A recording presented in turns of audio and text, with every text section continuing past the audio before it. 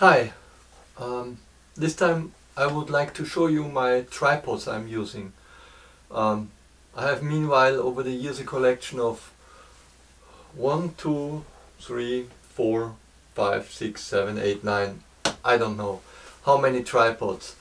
I always thought, okay, maybe the next tripod this has an advantage against the other one, and so I bought a new one. But I have 3 tripods what I like really very much, and I would like to show you these 3 models. There I try in the tripod jungle here to start with this big one. This big one is a fluid head Velbon. I think about it, I bought it now about 10 years ago. It's excellent in the quality, very solid. The fluid head works very smooth, and you see it works without there is a camera on top.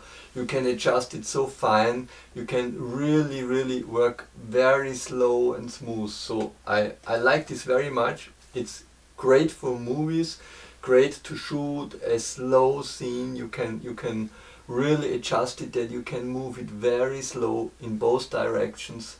That's really great. The only disadvantage of this is it's a little bit heavy. So as long as I'm driving with the car and I know where to use my tripod, it's fine. But if I'm walking and I have no idea is there something interesting or not, then it's heavy on the shoulder or in the backpack to have a heavy tripod like this. The camera nowadays is nothing by the weight, and the tripod is 10 times more, so it's strange for me. But because I like the fluid head of this Velbon so much, I found 2 years ago or 3 years ago, without looking for another tripod, I found in the shop nearby a little version of the same. It's also a Velbon. It's tiny. It's not. You can go higher up, of course. You can go till the level of your size, till the head, and it has also a very nice fluid head here. So it is not so perfect, the fluid head, like this one. You cannot adjust it so precise, but for the most shots I'm doing, it's absolutely enough for me. I can adjust it a little bit so that it's very fine. I did a lot of the last movies with this tripod, because it's definitely not very heavy. I had to put it on a scale, but I can do it later. It's definitely not heavy, and it's not so big. You can fold it.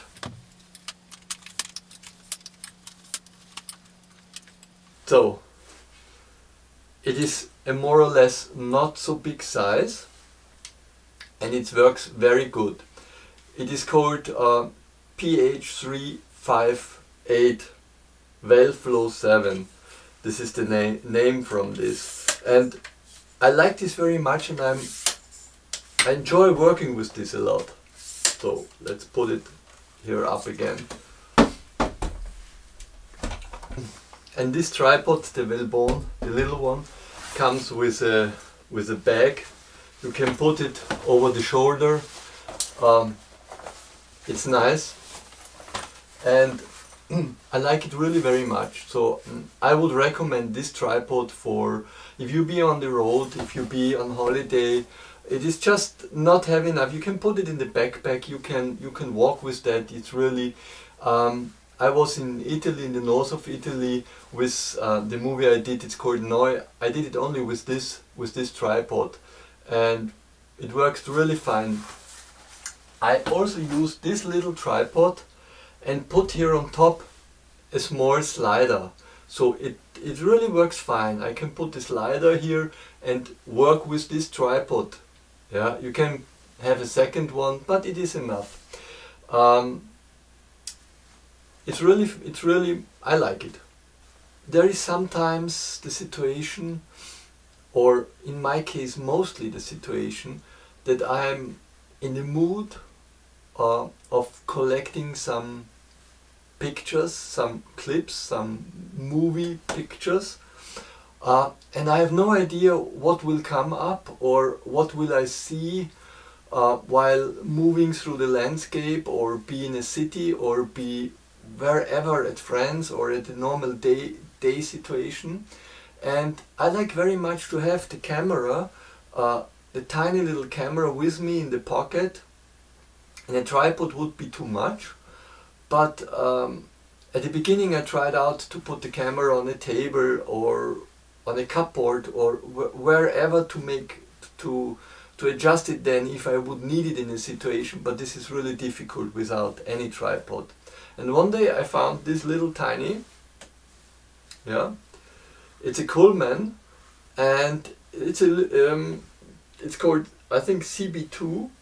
Yeah, it's a tiny little Cullmann, and you can open it. It's a mini tripod. Yeah, it has really not any weight. It is so small that you can put it in every pocket, and it has a adjustable head. You can turn the head in all directions. It's really very tiny, and it's a good construction. I even use it sometimes to put the camera here on top.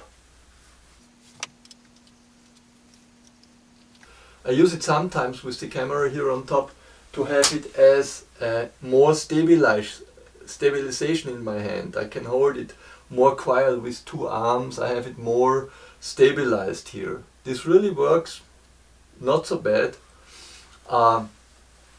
And if you put it here, you can park it easy on a table.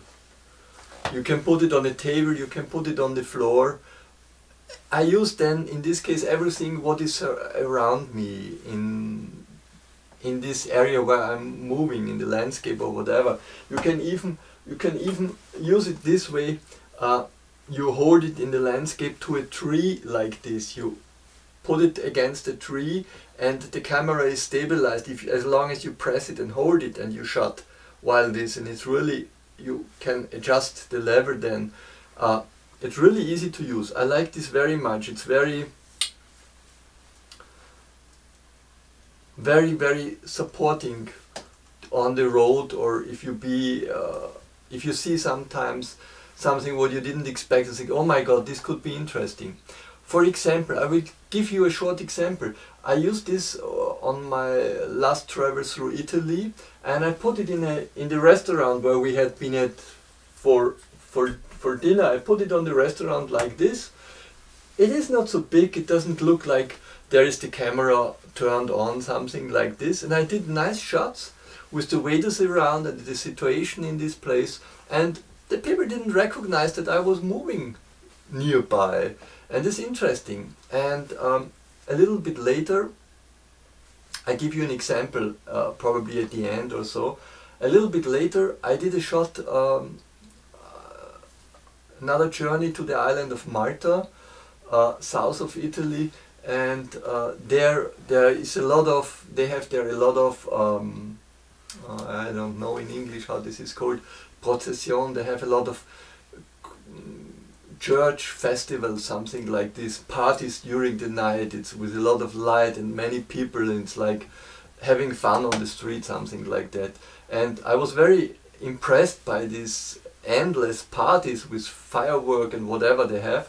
And I was only there with the little camera and this tripod, and then I put it on the street, on the sidewalk, wherever I had a place to put the tripod in, and did sometimes normal shots and did also time-lapse movies there, and it worked pretty good. So it is, in my mind, a very good little helper, this tripod. You can hold it also this way. You have a more stabilization here. You have it freehand. So I appreciate this little tiny tool very much. Maybe I should now pick out some little short parts what I did with the tiny little tripod, what I talked about.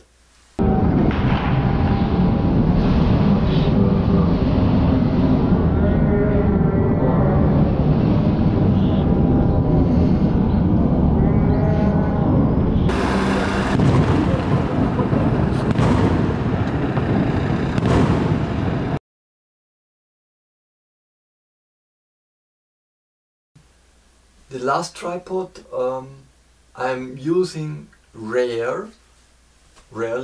That's this one. That's a Manfrotto. I have 3 different models of this one. I don't know how this is called.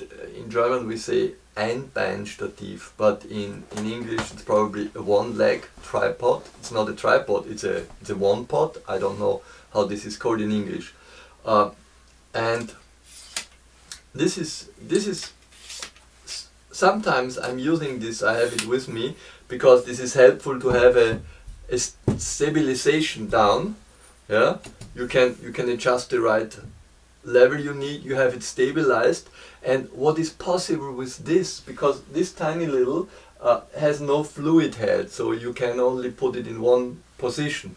But if I be concentrated enough and focused enough, then I can have here the camera. Let me show this to you.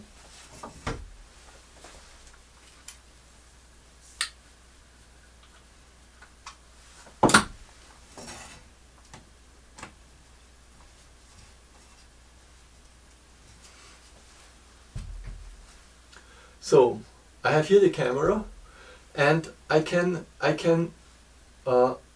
slowly turn it around, so I can make a kind of movement in this. I can also make movements in some close shots are nice if you go forwards or backwards. Even this works. Yeah, it can look like a little bit like on a slider, but it is not, of course.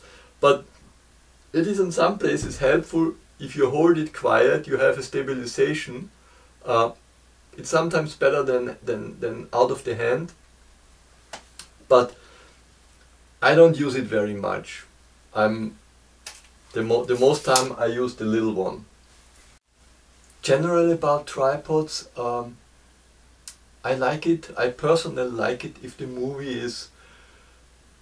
the camera is more quiet, or if it is a slow motion by the camera or a stabilized motion by the camera. I prefer this because this makes for me a character of more quiet character. I'm then more able to focus on the subject or to focus on whatever is going on in the movie. I'm not so I get a little bit problems if the frame is shaking too much all the time. Except you have a very interesting and very short music clip.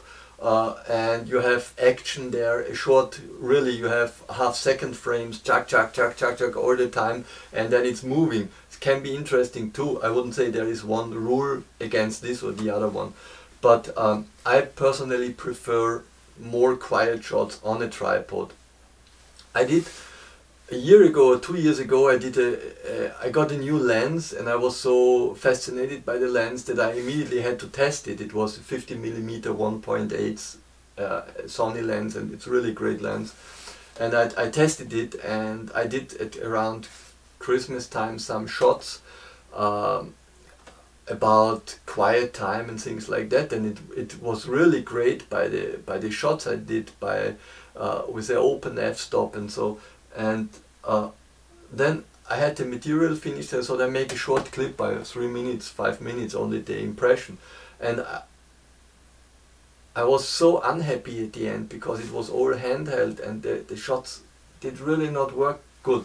So I did all again. I had to do all again with a tripod. It took 3 times more time. It was much more longer, but the result was really much more nicer for me. So then I said, okay, I had to invest the work in carrying the tripod, working with the tripod, what takes much more time, and invest more energy and more thinking about that. And it's more difficult to make slow shots and to make the same, and special to repeat a movie again. This is extreme crazy and difficult for me.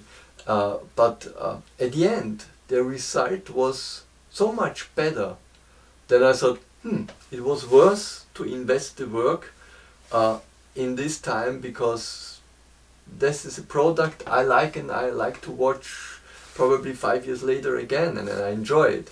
So therefore a tripod is a very helpful thing, and yeah, and I as I said, I could recommend the Velbon, and I can recommend the big one. It's a little bit heavy, and my special friend is the tiny one. That's the all the time with me on the road, on the street, wherever you walk. It has no weight. It is such a big help. And one of the most interesting points for me is to put the camera out of the pocket in a moment where you be in a situation where something interesting is happening around you. So people, whatever can happen, you can put it there. And if you have a big tripod, everybody's coming. Especially in Italy, this is funny for me all the time. If I be on the beach in Italy, last year I wanted to make some parts, short shots, where I moved the slider on the beach. I wanted to see the sandy parts with the slider, and I had a longer slider. I had 2 tripods, and I adjusted them, put the tripods, had the slider there, and it was not possible. The beach was completely empty. It was in spring. There was no summertime. Nobody was swimming, and I had in between 2 minutes 5 people around me looking. They didn't ask me what I'm doing. They would stand nearby, was talking a lot and had their own discussion, but were looking what I'm doing. The tripod was fascinated. They were fascinated by the tripod. And I said, okay, when I had everything set and I was finished, they stand 3 meters nearby and did quack, quack, quack, quack, quack, quack all the time. I said, I need the quietness to get the shot from the waves from the seaside or from the wind or whatever. So I packed all, moved it away, walked 500 meters, half a mile away, set my construction again, did it again, and it took 3 minutes and 5 other people came, and oh, it's interesting, let's see. They had been probably too shy to ask me what I'm doing, but they have seen there's somebody doing something with a tripod. They came. So many cases you get attention by that, and then if you want to get something where you don't need attention, it's difficult for me. So with this little tiny thing, I don't get much attention. I put it there, I sit nearby, watch the sky, and the camera is running and makes sometimes really interesting and funny shots. Yeah, so much my experience with tripods. I hope I could give you something from my experiences. Okay, have a good day. Bye.